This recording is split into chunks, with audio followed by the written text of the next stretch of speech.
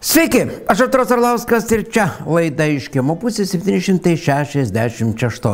Ačiū visiems, kad esate kartu, ačiū visiems, kad paspaudėte patiktukus, ačiū visiems, kad prenumeruojate kanalą ir ačiū visiems, kad pasidalinate šito video su kitais. Ir tikrai didžiausias ir nuoširdžiausias ačiū jums visiems, kad paremėte visą mūsų komanda tiek Patreon platformą, tiek pervesdami paramėlę tiesiogiai į Komiko teatrą. Apačioje po šito video yra sąskaitos numeris, kur galima mus paremti, visi rekvizitai. Ir ačiū visiems tiem, kurie paspaudžiate tą mygtuką ačiū, čia širdelė apačioje esant po šito video. Ir ten irgi galite mus paremti ir tapti mūsų kanalo klubo nariais. Tikrai ačiū jums visiems dar ir tie, kurie dar atsiunčiate mums įvairiausius foto, video fragmentus, gabaliukus, nuorodas kažkokias.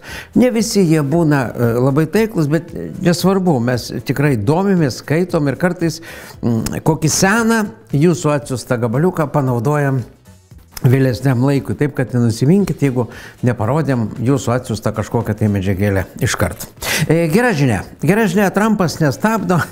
Jungtinių Amerikos valstijų prezidentas vėl duoda džiazo ir jisai tokį, kaip čia pavadinti, tokį lietuvišką LRT. Tai yra Jungtinių Amerikos valstijų radio ir televizijos transliuotoją pastatė į vietą.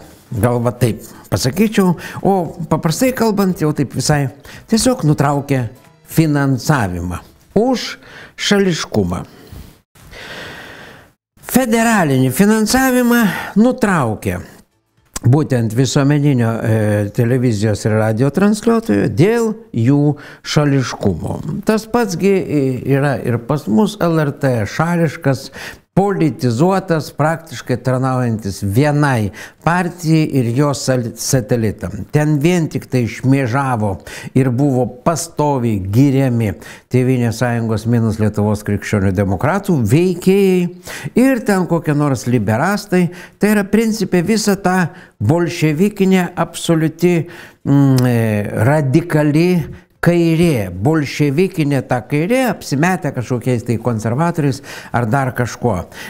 Niekada nepasakys nieko blogo apie jos, o jeigu ten kažkokį blogą iš jų partijos ir įvardins, tai pati šaika norėjo su jo susidoroti. Mes šiandien dar parodysim, kai jų pati partietė, negalinti nuslėpti karčios tiesos, viską pasakė apie šitą partiją ir jos veikimą. Bet čia bus truputėlį vėliau. Tai čia pirma tokia gera žinia. Antra, manau, kad irgi nebloga žinia, nes realiai, kaip dabar madinga sakyti, trolina, Baltarusiai trolina Lietuvą ir jo žmonės, aišku, didžioji dalis Lietuvos žmonių sveiko protų, jie skiria, kur yra mama, kur yra tėvas, Vilnius visas, gal ne visas, bet nemaža dalis agresyvių, būtent bolševikizuotų Vilniečių mano, kad tėvas ir tėvas tai yra tėvas ir kažkuris yra motina, ta prasme šitas košė makaliošė tokia, greunanti apskritai šeimos pamatus, ten kaip ir normaliai, o Baltarusiai trolina arba tyčiojasi iš lietuvių prie sienos įvažiuojant į Baltarusiją pastatė štai tokį ženklą, angliškai. Ir čia parašyta labai paprastai. Mūsų vaikai mato skirtumą tarp mamos ir tėvo.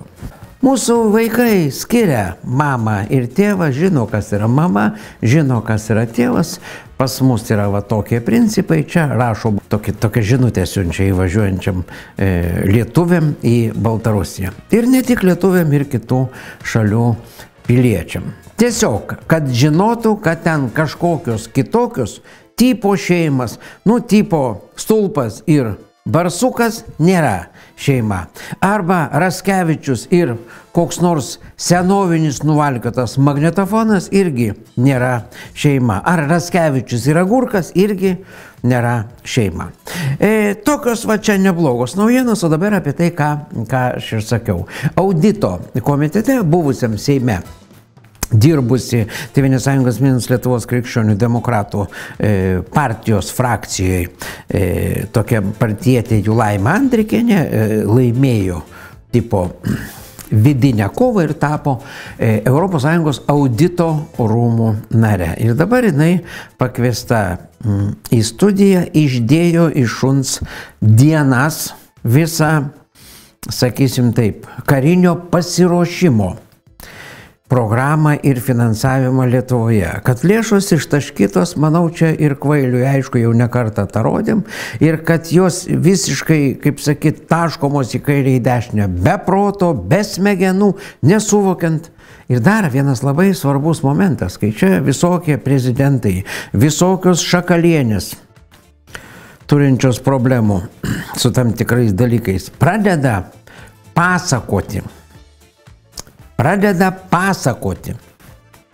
kad pasiruošimas vyksta puikiai ir jeigu ką, sąjungininkai mus išgelbės, tai ponia Laima Andrikienė tiesiai šviesiai pasako, kad yra sutartis, pagal kurią jeigu kokią nors svetimą kariuomenę nori kirsti kitos valstybės sieną ir įeiti ES kariuomenė į kitos valstybės teritoriją, apie tai turi pranešti prieš 40 su virš dienų. Suprantat, jeigu nori Lenkai ateiti mums pagelbėt, pavyzdžiui, įeiti kariuomenę Lenkų į Lietuvos teritoriją, turi pranešti apie tai prieš 40 su virš dienų. Pasiklausykit, Laima Andrikienė, ES audito rūmų narė. Dar kartą kartoju, tą reikės padaryti. Čia nėra jokios politikos. Čia yra ES gyventojų, žmonių, mokesčių mokėtojų pinigai, kurie, mes sakome, turi būti panaudojami pagal paskirtį ir skaidriai. Mes turime žinoti, kam tie pinigai buvo panaudoti. Jūs paminėjote saugumą ir gynybą, bet jūs darėt ir mobilumo auditą. Gal ten geriau? Taip, mano kolega Lenkas vadovavo auditui ir jo specialioji ataskaita buvo paskelbta šių metų vasarį ir tai buvo ES karinis mobilumas. Mes irgi ataskaita yra paskelbta, jeigu kam yra įdomu, ją galima susirasti Europos audito rūmų tinklapyje. Aš turbūt esu nepataisomai kaip vis dar optimistė. Bet jeigu mes gyvename tokiu labai sudėtingu laiku, kaip darbai, kurie yra kurie gali būti padaryti ir privalo būti padaryti, ir tai susijęs su mūsų saugumu ir gynyba, ir tam yra skirtos ES biudžeto lėšos, jie turi būti padaryti laiku ir kokybiškai. Deja, to audito rezultatai akivaizdžiai rodo, kad mes nesam pasiruošę. Nesam pasiruošę tai dienai X, jeigu kad nutiktų. Bet skiriant lėšas, skiriant finansavimą karinio mobilumo programoms, buvo atsainiai pasižiūrėta į prioritetus.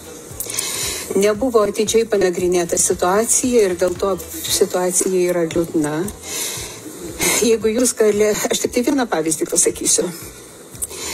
Tam, kad vienos valstybės kariuomenė galėtų pereiti į kitos valstybės teritoriją, apie tai reikia pranešti prieš 40 kelias dienas. Gerokai iš anksto. Dienas, ne valandas? Dienas. Ar manote, kad tai pakeista? Ne. Ir daug kitų dalykų. Aš manau, kad Lietuvos gyventojai daugiau negu aš gerokai mažiau būnu Lietuvoje dabar, bet aš pati matau projektus, kur aš žinau, kur yra karinio mobilumo projektai, kur yra tiltų tvarkymas, kur yra tam tikrų magistralių tvarkymas, kad tie projektai yra nevyksta todėl, kad pritrūko lėšų. Ir kalti tie, kurie programavo tos dalykus, kurie juos planavo, ir pasirodė, kad tai, kas darbai, kurie turėjo vykti ten keletą metų, finansavimas nutrūko kažkur per vidurį, todėl kad pritrūko lėšų. Nebuvo paskaičiuotas. Žodžiu, vaizdas yra toks nemalonus, iš tikrųjų, kad man kažkaip net nesmagu apie tai visą tai kalbėti. Pasiskaitykite tą ataskaitą, pamatysite gerokai daugiau pavyzdžių, negu aš jums dabar paminėjau. Čia aiškiau negu aišku ir matosi, kad ponia Laima netgi ne viską sako, jinai išėjus iš veido, jinai žino dar daugiau ir aš manau, kad mes tikrai atidarysim tą audito rūmų ataskaitą, paskaitysim ją ir aš bijau, kad ten tokie baisūs dalykai, nes matosi iš jos ir kūno kalbos ir visko, kad jinai čia pasakė tik mažus faktelius, kad keliai nesutvarkyti, tiltai nesutvarkyti, visi tiltai praktiškai Lietuvoje yra avarinės būsenos, apie kokius sąjungininkų priėmimus ir kariuomenės mobilumą čia mes galim kalbėti. Jie nepritaikyti tiesiog permetinėti pagalbą, paramą, karinės pajėgas ir panašiai. Ir visą tą laiką tie patys, atsiprašau už terminologijos, snukiai sėdi valdžioj, rėkia garsiai. Rusai puola, o visa kelių transporto infrastruktūra reikalinga pagalbai nesutvarkyti ir pinigai ištaškyti. Pasižiūrėkit, kokį baisų padarė Molėtų Utenos kelią, ten vos 2 lengvos mašinos prasilenkia.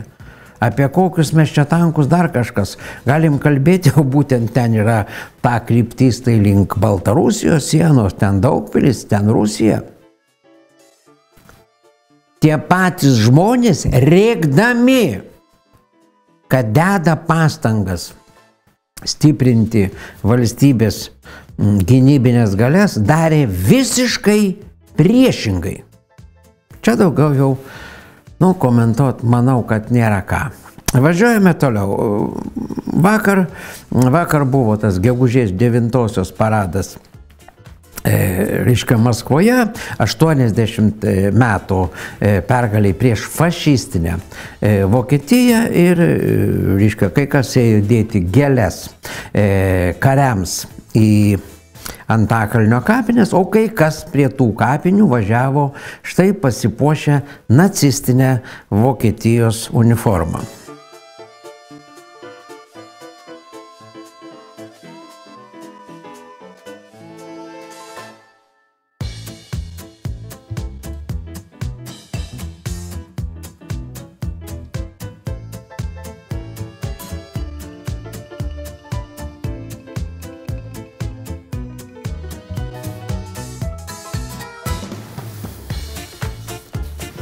Čia Antakalnio mikrorajonas, šitie 2 motociklistai su fašistinės, nacistinės Vokietijos uniformom, vilkinti su visa simbolika, atributika, kaip matote, važiavo ten matyt pasitikti tų, kurie ten ateina padėti gėles ant žuvusių karių kapų.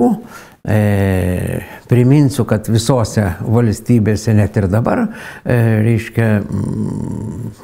tiek vokiečių, tiek rusų kariai yra pagerbiami, neskiriant tautybės, kas kuriai pusėje kovoja, tiesiog karas yra karas.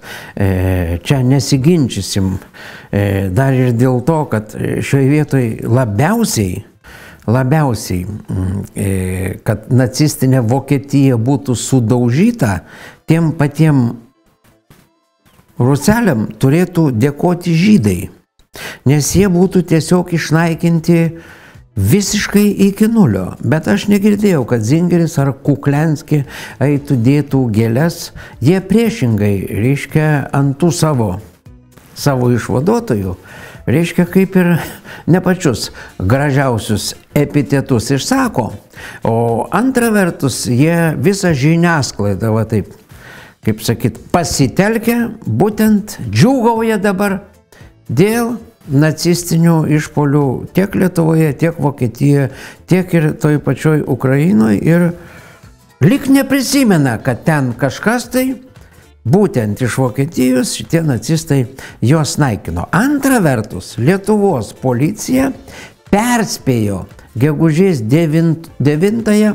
Lietuvos policija, kad draudžiama demonstruoti nacistinius simbolius. Čia tas perspėjimas Primename, virtualus patrulis. Lietuvos Respublikos administracinių nusižengimų kodeksas 524 straipsnis draudžiama viešai demonstruoti nacistinius, komunistinius SSR, Lietuvos SSR simbolius, pavyzdžiui, kūjo ir pjautuvo ženklą, raudoną žvaigždę, nacistinę svastiką, Georgijaus, Švento Jurgio bei kitus simbolius susijusius su agresija propaguojančiais režimais. Tokie veiksmai laikomi administracinių nusižengimų, už kurį gali būti skiriama bauda nuo 300 iki 700 eurų, o pakartotinio pažeidimo atveju iki 900 eurų. Įstatymų nežinojimas net leidžia nuo atsakomybės. Policija.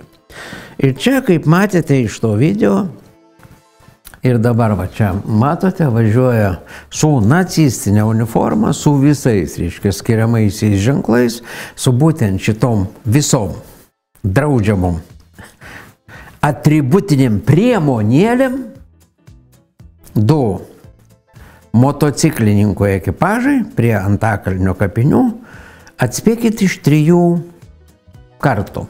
Ar jie buvo nubausti ar ne. Bent jau spaudoj nematėm, kad tokie sprendimai buvo priimti. Faktas, kad to nebuvo padaryta. Ir gegužės 9 pergalės antrajame pasaulinėme kare dieną tokios provokacijos toleruojamos tos pačios policijos. Dar kartą, aš sakau, labai stebina mane žydai, kurie turėtų šiaip krykštauti iš laimės, kad šita diena sukako, nes vokiečiai, kurie juos žudė, buvo sudaužyti. Toks įspūdis, kad jiems nesmagu, kad nacistiniai Vokietijoje ir šitie visi fašistai buvo sustabdyti. Man toks įspūdis susidaro, nes jie kaip ir palaiko būtent tą nacistinę pusę, kas iš tikrųjų kelia dar daugiau įdomių klausimų. Važiuojame toliau. Kaip spauda manipuliuoja dalykais.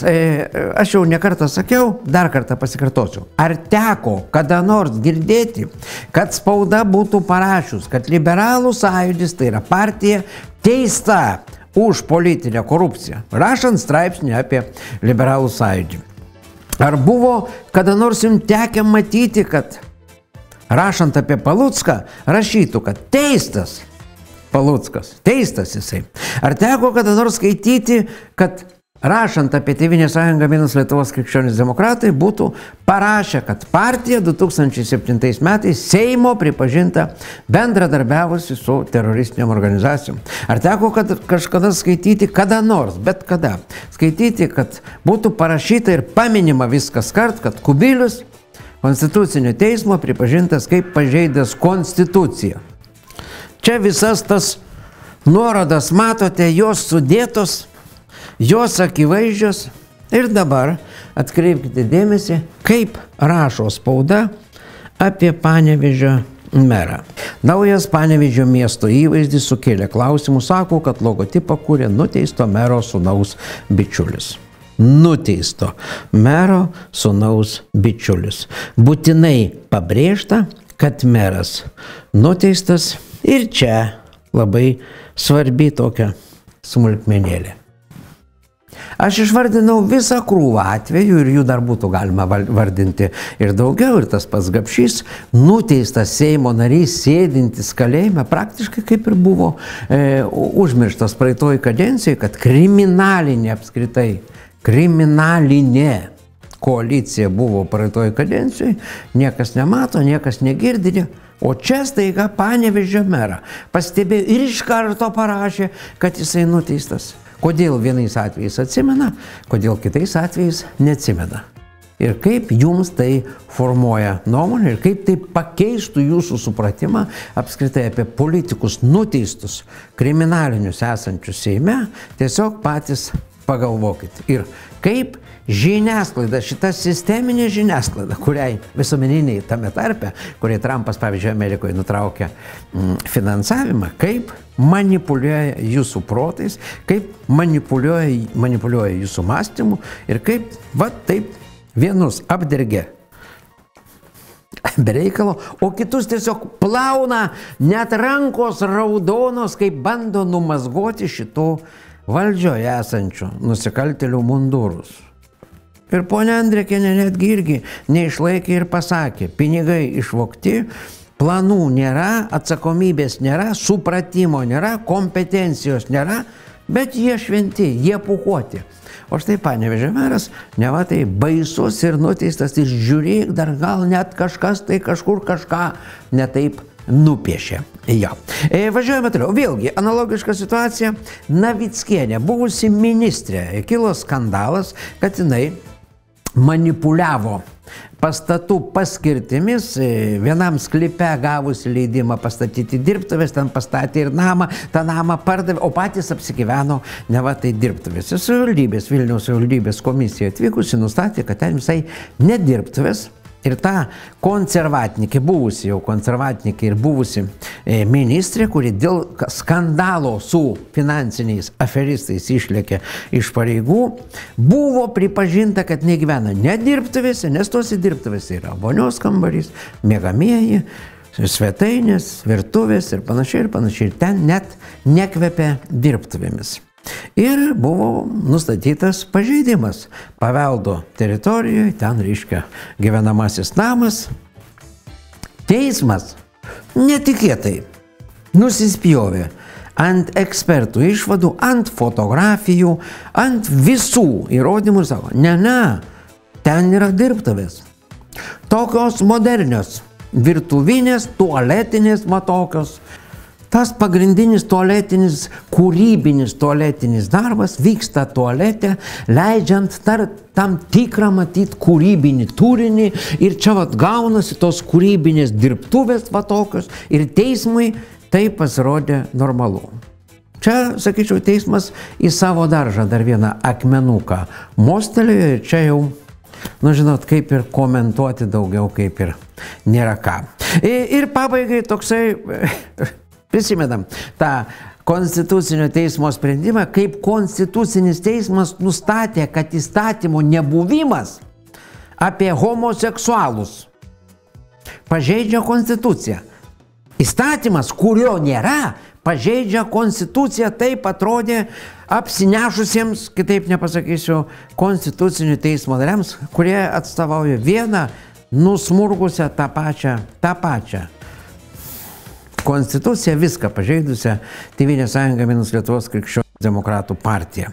Ir žmonės sako, pasikeitė Konstitucinio teismo iškaba. Aš manau, kad čia komentuoti kaip ir daugiau nėra ką. Manau, kad viskas aišku, viską matot puikiai, kaip atrodo ta iškabėlė. Antikonstitucinis teismas. Mano galva taiklu.